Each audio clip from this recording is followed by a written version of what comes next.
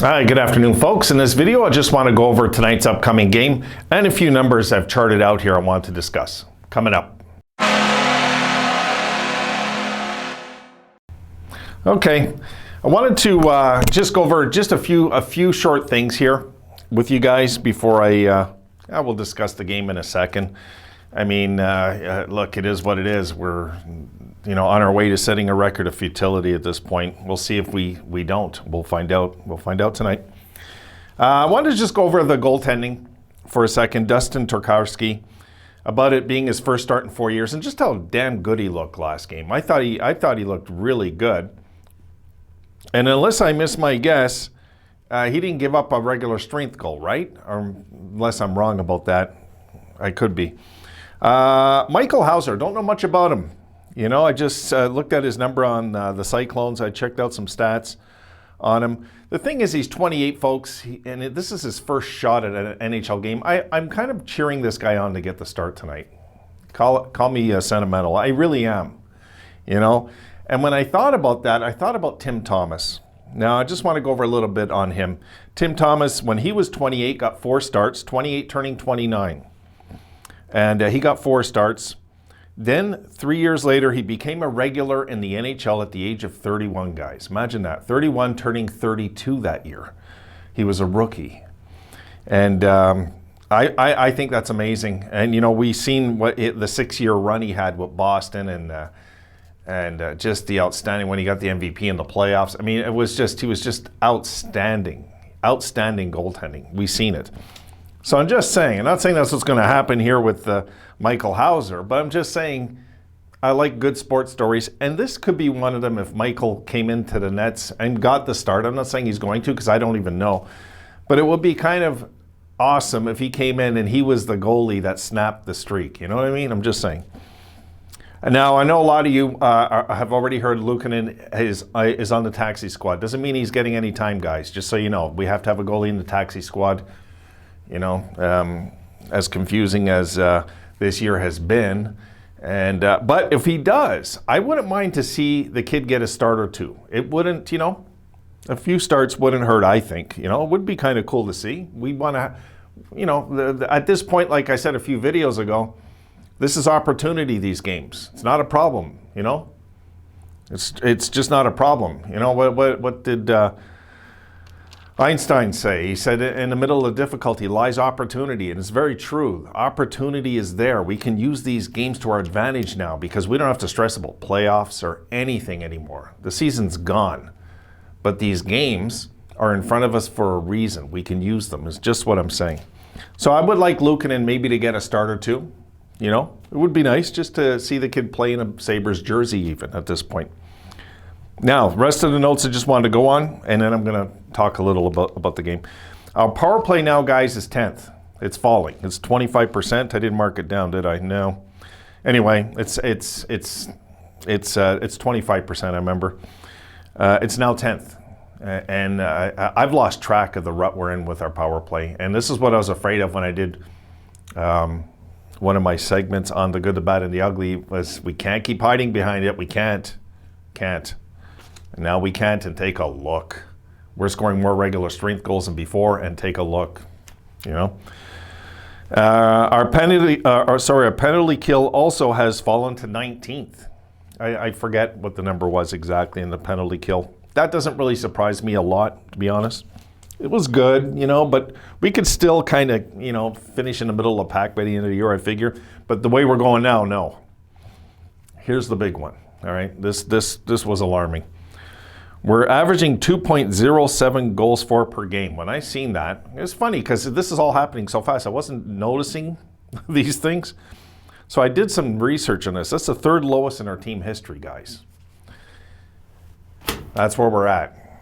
And right now we've got to, just pull up our socks and put on our shoes and stick around as fans and hope to see some good signs at this point. Because to be honest, I'm just going to be the rest of the year rooting on the kids like Cousins and Middlestat and the guys that are putting out the effort. I'm going to be rooting those guys on. You better believe it. Yeah, because they deserve.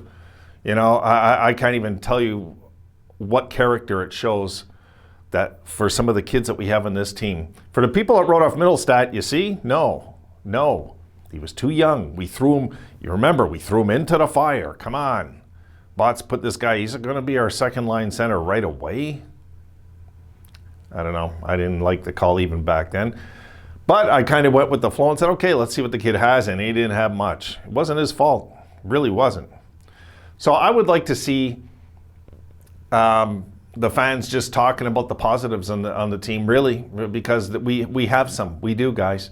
I know there's some deadbeats upstairs that are making all the money, the big shot names and stuff, but the younger guys down there that aren't making the big bucks are doing pretty damn okay. They really are. And they deserve a pat in the back. I tell you, this guy Cousins, especially Cousins, is infectious. I don't know about you, but I just see the kid on the bench smiling, and he's the only, it's like, I don't know, maybe he just doesn't care about the culture. Doesn't faze him. He's just so thrilled to be in the NHL, right? He doesn't care. Kid's happy. And you know what? A lot of guys sign these big contracts, and that's what they forget. They forget what Cousins is living right now inside himself is the thrill of being a National Hockey League player. So his dream came true. And I don't think Cousins is the type of guy that'll sign a good contract one day and it'll screw up his career. I don't see it in him. I just don't. There's something special about this kid. There is. And it was funny because in that draft, I remember when we drafted him, it wasn't who I was hoping we'd pick, Thank God we did, because I was dead wrong. I'd have to look back at it and check my notes, but it's like, hey, he's the real deal. I really believe it. His numbers haven't exploded yet, but my God, he shows signs, this kid. Anyway, I can go on and on. Now, the game. Let's do a brief run on the game. Let's try to win the damn thing for those guys. I like those guys to be the ones that, and Skinner. I want to give a shout out to Skinner because I'm a believer in Skinner. I'm not writing him off. You're going to hear other channels and people and they got to write, they're going to have to write, buy out the contract. Give me a break, please. Look at Skinner's career before Kruger. And let's check it after Kruger, okay? Let's put that as the twilight zone. You know what I'm saying? Think about it. Kruger totally misused this guy, I believe. 100%. I don't have to believe it. I could be on crack and I would know it. Come on.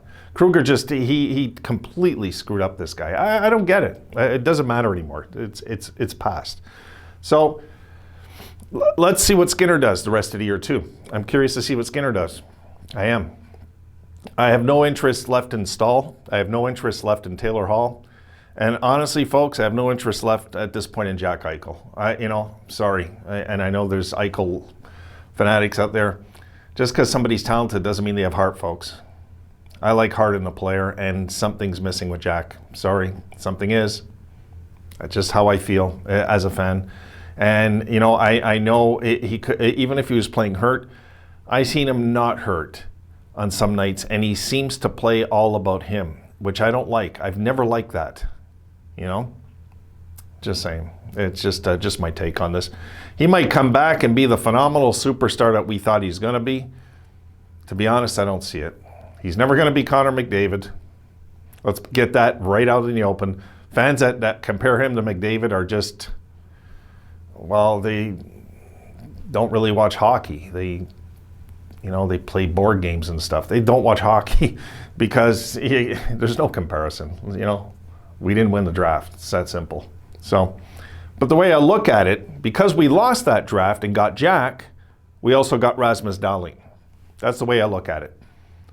We wouldn't have had those two if we would have got McDavid. We would just have McDavid, which of course we'd probably trade both in a heartbeat right now for McDavid. But I'm saying, all right, that's it. I'm done. I'm going to make another video after, probably a board video. It's kind of like good for our brain, I think, just to look at some numbers and things and stats. I'm a big believer things are going to turn around, folks. I am. I actually know they're going to turn around. I don't think it, I know it. Things will turn around. It's just, this year sucks, and let's use it to our advantage. My God, a smart organization would. And Pagula, for the love of God, would you put a president in charge of this team and get, what are you doing? Wake up, my God. We need I think it was Chewy that said, we need an assistant GM there right away, or somebody said it. Sorry if it wasn't Chewy. But somebody had pointed out, yes, we need an assistant GM. Of course. We need an assistant GM, and we need a president of hockey operations. My God, enough with this. Let's get our scouting system the way it used to be. Anyway, I don't want to... let's just stop the video there, because I'm going to start going nuts. All right, folks, I will see you later. I'm gonna come up with some geeky idea for a video, but I got one in the back of my head I'm planning to do, so I want to get on that. You have a good one. Hope everybody's having a good afternoon, and I will see you all later. Here's looking at you, a kid. Take care, folks.